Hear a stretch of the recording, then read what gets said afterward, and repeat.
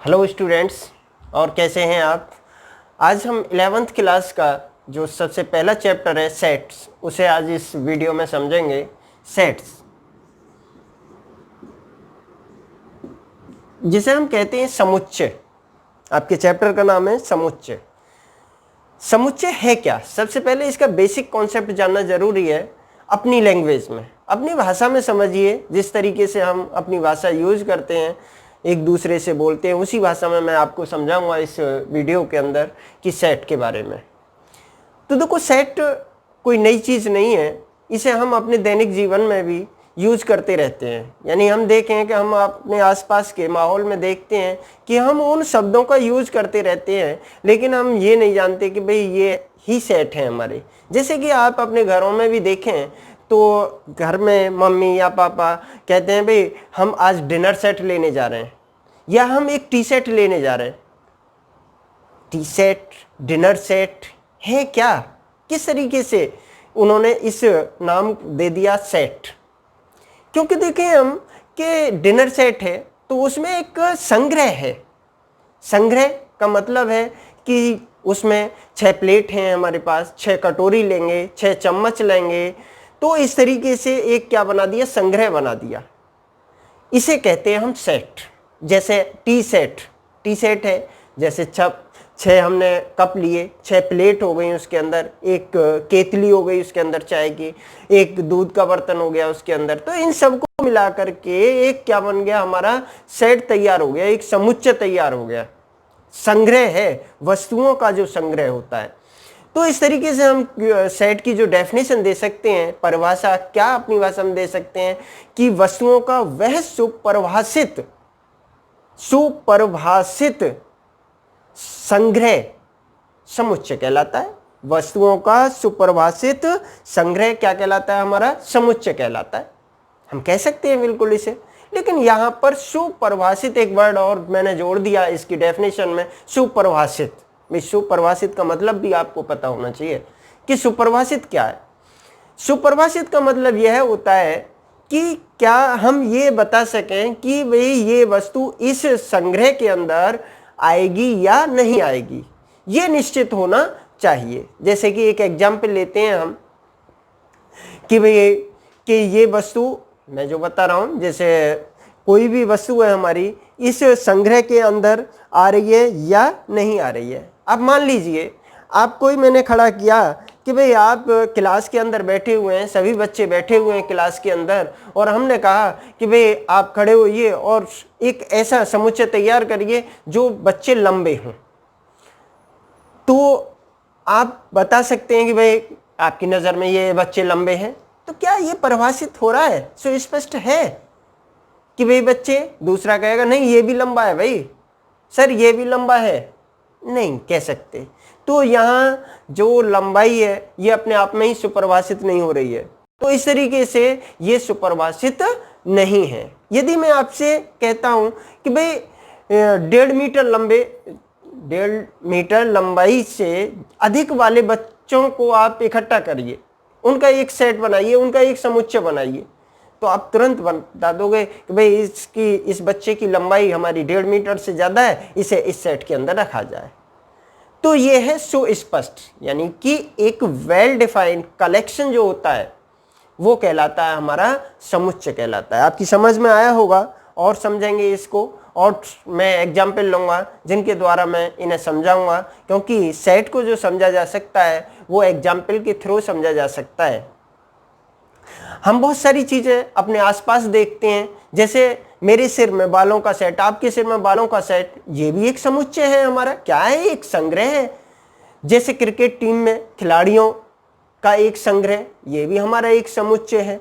तो अब समुच्चय को थोड़ा सा मैथमेटिकल की भाषा में चलते हैं।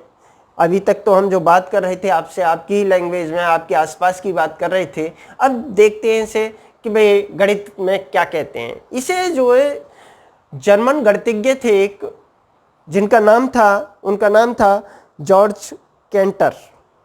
उन्होंने सबसे पहले इसे विकास किया, इसका उन्होंने यूज किया इसका, और उन्होंने ही इसकी डेफिनेशन दी, परिभाषा दी कि वस्तुओं के सुपरिभाषित वेल डिफाइंड कलेक्शन को यानी कि संग्रह को समुच्चय कहते हैं। अब समुच्चय को जो निरूपित जो करते हैं हम समुच्चय को, वो कैपिटल लेटर से करते हैं भाई। ए ले लें, बी ले लें, सी ले लें, इस तरीके से हम कैपिटल लेटर से डिनोटेड करते हैं। और एक चीज और समझिए, समुच्चय को जो लिखते हैं हम एक मजला कोष्ठक में, मजला कोष्ठक होता है, मिडिल ब्रैकेट बोल देते हैं इसे, इसमें लिखते हैं हम। यदि कोई भी एक सेट है हमारा ए है, इस तरीके से हम इसे डिनोटेड करेंगे। रिप्रेजेंट जो करते हैं हम इस तरीके से करते हैं। सेट को निरूपित करने की दो विधियां होती हैं हमारी, हम उन विधियों के बारे में जानेंगे। सेट की जो दो विधियां कौन कौन सी होती हैं हमारी। एक बात तो और बताऊंगा मैं इससे पहले कि देखो सेट है, सेट के अंदर जो हमारी वस्तुएं आती हैं ना, उनको कहते हैं हम अवयव, एलिमेंट कहते हैं। और इन्हें यदि अंग्रेजी वर्णमाला में हैं ये, तो इन्हें हम स्मॉल लेटर से डिनोटेड करते हैं, कभी कैपिटल से नहीं करते हैं। जैसे ए बी सी डी ये स्मॉल में करते हैं। और सेट को जो डिनोटेड करते हैं वो कैपिटल लेटर से करते हैं, कैपिटल ए से करते हैं, इस तरीके से कैपिटल ए हो, बी हो, सी हो, इस तरीके से करते हैं। और ये जो लेते हैं, ये अवयव जो लेंगे, इसके एलिमेंट बोलते हैं ना, एलिमेंट जो लेते हैं ये हमेशा स्मॉल में लेते हैं यदि अंग्रेजी वर्णमाला के अक्षर यूज हो रहे हैं, हमारे इंग्लिश अल्फ़ाबेट है हमारे। और इनको हम एक मिडिल ब्रैकेट यानी कि मजला कोष्ठक में इस तरीके से बंद कर देते हैं। और इनके बीच में भैया कॉमा जरूर लगाते हैं, इस तरीके से कॉमा लगाते हैं। ये जो कहलाते हैं, इसके क्या कहलाते हैं, अवयव कहलाते हैं इसके। और ये हमारे सेट को डिनोटेड कर रहा है, भाई सेट है हमारा। अब इसे डिनोटेड करने की दो विधियां होती हैं हमारी, दो विधियां हम जानेंगे कि कौन कौन सी विधि है भाई इसकी सेट को डिनोटेड करने की। सबसे पहली आती है हमारी इसमें रोस्टर। रोस्टर रोस्टर के नाम से जानते हैं, रोस्टर विधि। रोस्टर विधि में हम वस्तुओं को इसी तरीके से लिख देते हैं, एक मिडिल ब्रैकेट में, एक मजला कोष्ठक के अंदर। जैसे मैं कहता हूँ कि भाई आप एक संग्रह बनाइए, एक समुच्चय बनाइए। किसका बनाइए, अंग्रेजी वर्णमाला में जो स्वर आते हैं आपके, यानी वॉवेल्स का एक सेट बनाइए आप। तो आप क्या करेंगे, वॉवेल्स आप जानते हैं कौन से होते हैं हमारे, ए ई आई ओ यू, इन्हें लिखेंगे इस तरीके से और मजला कोष्ठक लगा देंगे। और इनके बीच में कॉमा जरूर लगाना होता है इस तरीके से। ये जो विधि है, जब हम वस्तुओं को दिखाते हैं तो इस विधि को कहते हैं हम रोस्टर फॉर्म कहते हैं। मान लीजिए ए सेट है हमारा। रोस्टर के बाद आती है समुच्चय निर्माण विधि। दूसरी विधि है इसे लिखने की, समुच्चय निर्माण विधि।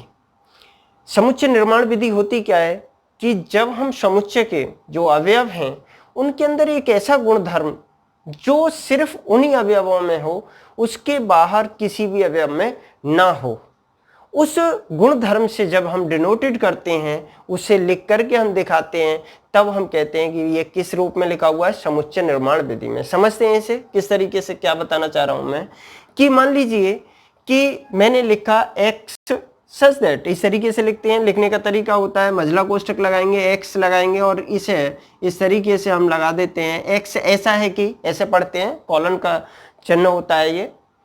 तो एक्स ऐसा है कि एक्स अंग्रेजी वर्णमाला का एक स्वर है। तो भाई एक चीज बताइए, अंग्रेजी वर्णमाला का स्वर जो आ रहे हैं हमारे ए ई आई ओ यू, इनके अलावा आगे बाहर देखें, हम इस सेट से बाहर देखें तो किसी भी अवयव में ये जो इसका गुण है ये नहीं मिलेगा। तो इसलिए हमने इसे जो लिखा है कि भाई एक्स ऐसा है कि एक्स अंग्रेजी वर्णमाला का एक स्वर है। जब हम इस रूप में लिखते हैं कि गुण धर्म जो होता है हमारा उसके रूप में लिखते हैं, तो वो होती है हमारी समुच्चय निर्माण विधि। जो बड़े सेट होते हैं ना, उन्हें इसी रूप में लिखा जाता है समुच्चय निर्माण विधि में। और आगे समझेंगे इन चीजों को जब हम लिखेंगे इन्हें और समझेंगे इन्हें। इसके बाद में एक और चीज बतानी थी मुझे जो आपको आनी चाहिए सेट के अंदर। देखो ये मेरा एक सेट है, एक समुच्चय है कोई ए,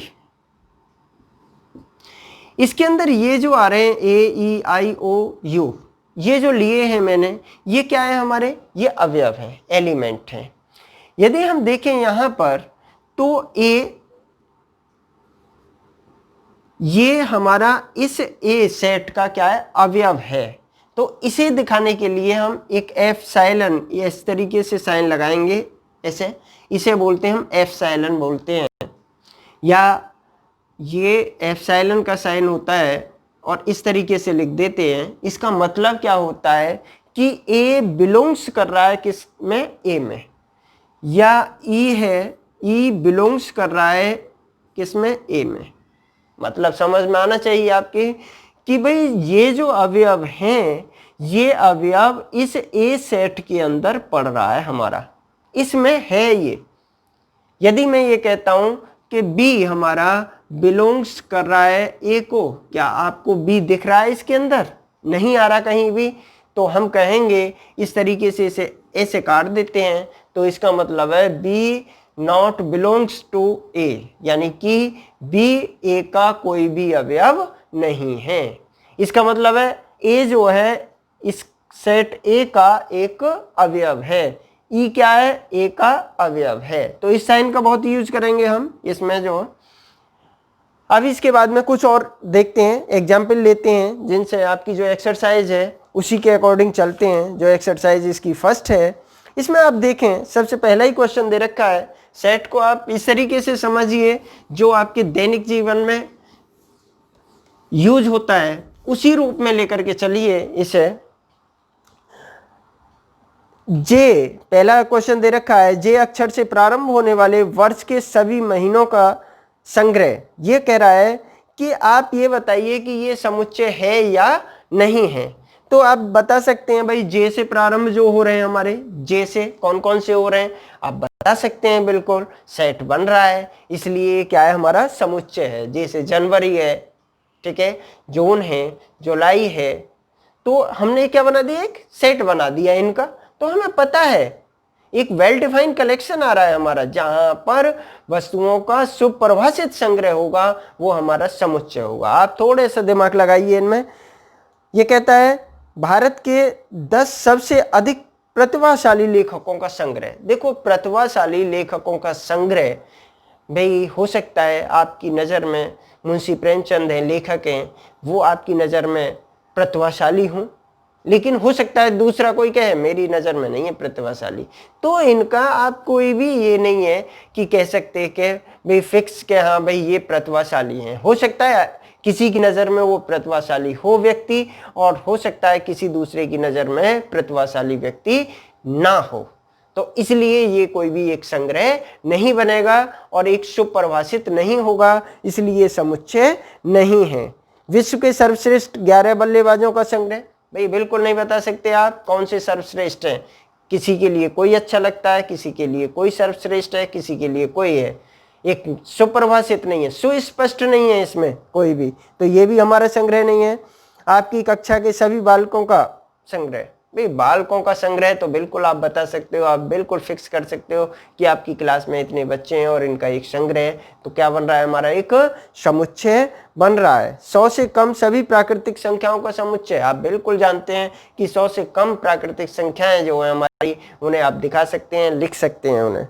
इसी तरीके से काफ़ी क्वेश्चन दे रखे हैं इसमें, आप इन्हें करेंगे, अपना दिमाग लगाएंगे और समझ करके करेंगे। क्या सिर्फ आपको इतना देखना है कि जो हम संग्रह बना रहे हैं, जो हम एक सेट तैयार कर रहे हैं, वो सुपरिभाषित है या नहीं है। सुपरिभाषित का मतलब मैं बता चुका हूं आपको, तो इस तरीके से आपको देखना है। जैसे दूसरा क्वेश्चन है, एक सेट दे रखा है आपको, एक सेट दिया है और ये दिया है हमें 1 2 3 4 5 6, ये एक सेट दिया है हमें और ये कह रहा है कि भाई 5 लिख रहा है और यहाँ पे इस तरीके से डेड डैश लगा हुआ है और ए लिखा हुआ है।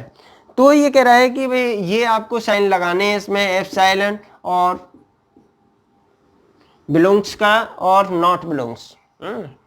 तो आपको मैंने अभी बिल्कुल अभी समझाया है कि यदि इस सेट के अंदर ये एलिमेंट आता है तो ये साइन लगेगा, और यदि नहीं आता है तो हम इस साइन का यूज करेंगे। तो 5 हमें दिख रहा है कि भाई आ रहा है तो इसे साइन को लगाइए, और दूसरा है हमारा मान के 4 है, 4 भी आ रहा है। अब 8 दे रखा है आपको, क्या आप बता सकते हैं एट है इसमें? कहीं नहीं है एट, तो ये नहीं आएगा। इस तरीके से लिख देंगे इसे, ये जो भी सेट दे रखा है आपको इस तरीके से लिख देंगे।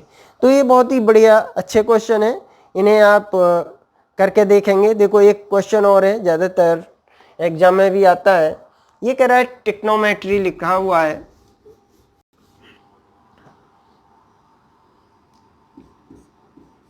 TRIGONOMETRY,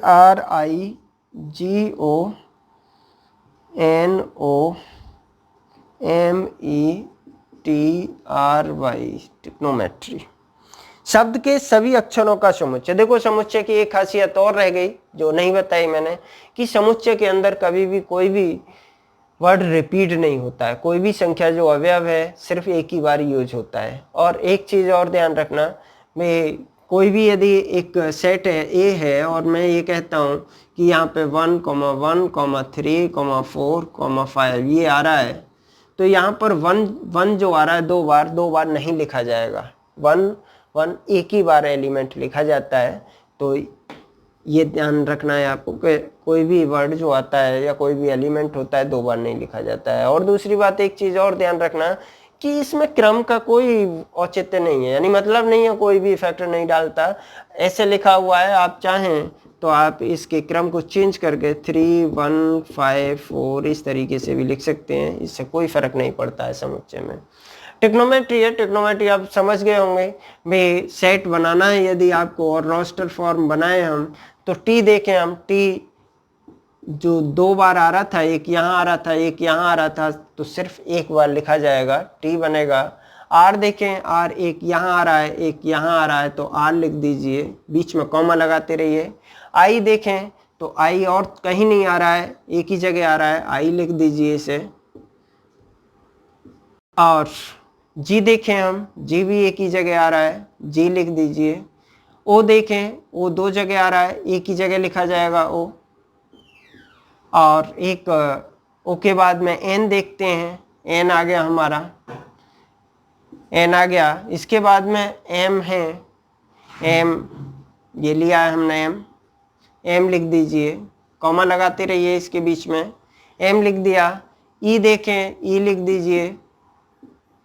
और क्या रह गया हमारा, ये भी आ गया, एक वाई रह गया, तो वाई लिख दिया। ये जो सेट बना हमारा, कोई भी वर्ड, इसमें सिर्फ इतना ही समझाया गया है कि कोई भी वर्ड दो बार या दो से अधिक बार नहीं आता है। तो ये मैंने थोड़ा सा इसका बेसिक कॉन्सेप्ट बताया है आपको सेट को। और नेक्स्ट वीडियो में मैं सेट की जो बताऊंगा आपको कि कितने प्रकार के होते हैं सेट हमारे, इस तरीके से मुझे बताना है। और आपको ये वीडियो समझ में आई हो तो मेरी वीडियो को लाइक करिए और मेरे चैनल को सब्सक्राइब करना।